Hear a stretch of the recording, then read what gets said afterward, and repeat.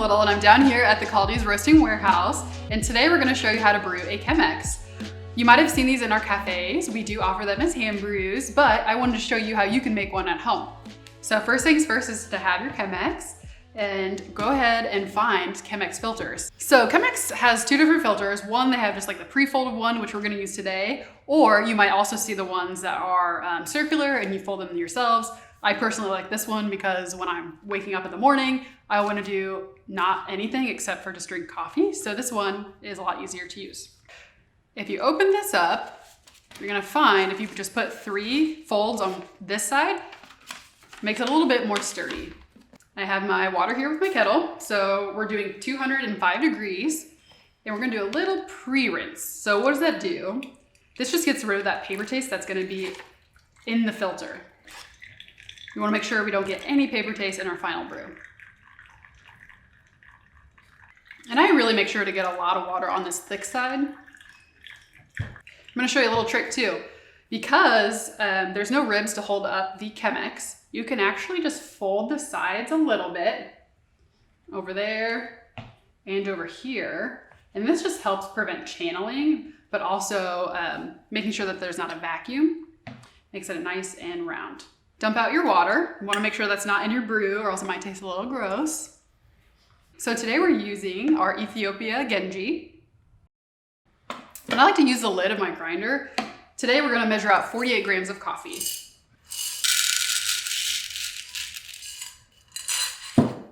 And obviously just make sure if you have an older coffee or maybe a different coffee in your grinder, just purge it a little bit, turn it on, get rid of that old coffee, and then put in your new coffee.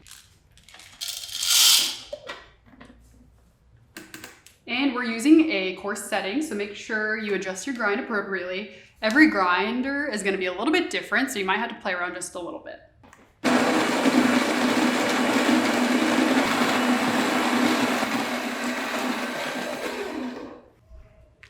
One thing to note when you're pouring in your coffee, it's really important to make sure that the bed is flat and even. So if you have like a little mountain shape right here, what's gonna happen is if you start brewing, the water is really lazy, so it's gonna take the easiest route, which makes it over extracted. All right, we're gonna start it.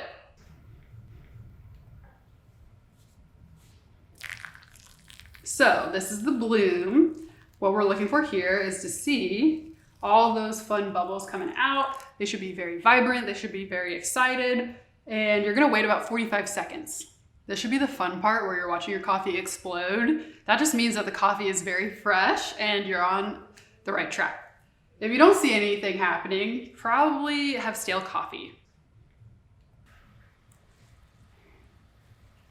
All right, so as you see, I'm just pouring in spirals and I'm making sure not to focus on one specific area. So I kind of like to start with a spiral in and then a spiral out. That way you maintain just the consistency and you're very even when you're pouring. And if you see the flow rate that I have going on, it's not too fast, it's not too slow, it's very even. So we're doing a technique called pulse pouring. So instead of me pouring 800 grams total all at one time, we're gonna stop halfway. So around 1 minute and 30 seconds should be your halfway mark. So go ahead and stop, and then we're gonna start back up again at 215.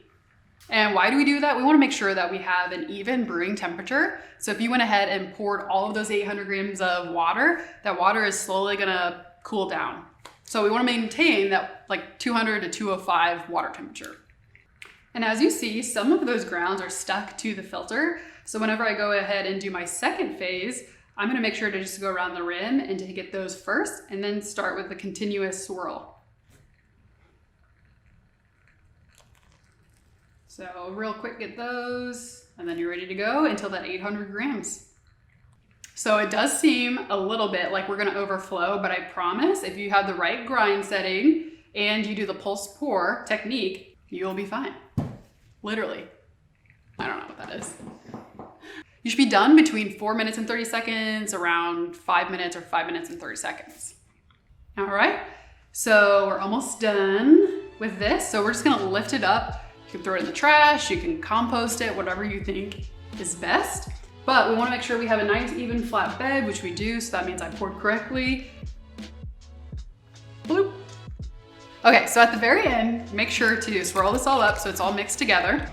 And for the Ethiopian Nano Genji, which you might have had before, but you're gonna taste some really good flavor notes. So fresh peach, passion fruit, and creme brulee, which are literally all of my favorite things anyway, are so good and they're really nice in the Chemex. So go ahead and try it and pour into your favorite mug.